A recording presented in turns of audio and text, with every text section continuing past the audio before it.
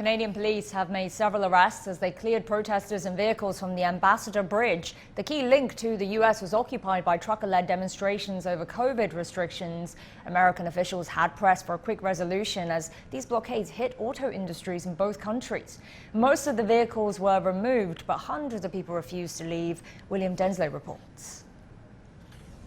Well, the message from Doug Ford, the Premier of Ontario, the province here, is that there will be consequences for people that continue to block traffic here in downtown Ottawa. But as you can see behind me, absolutely no signs of these trucks moving from around the area of the country's parliament.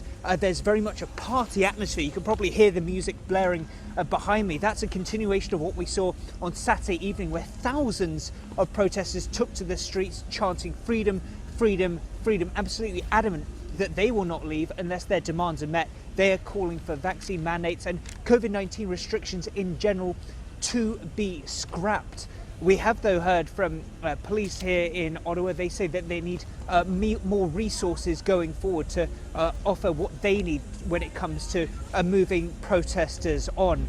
It's also worthy of noting that over the weekend there have also been counter protesters, some even blocking some protesters that were trying to join up with this protest behind me to show their support and their solidarity. So you can really show some degree of tension when it comes to counter-protesters and protesters coming together here in the nation's capital.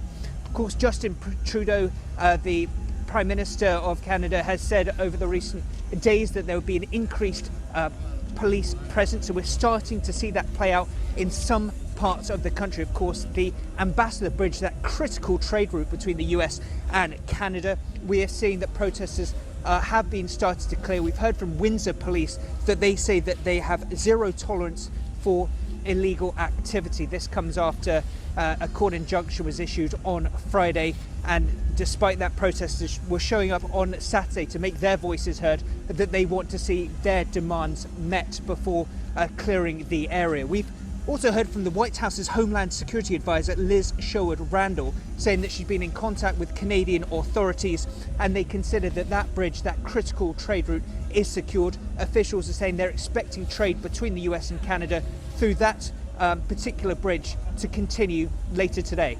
William Denselow, CGTN, Ottawa.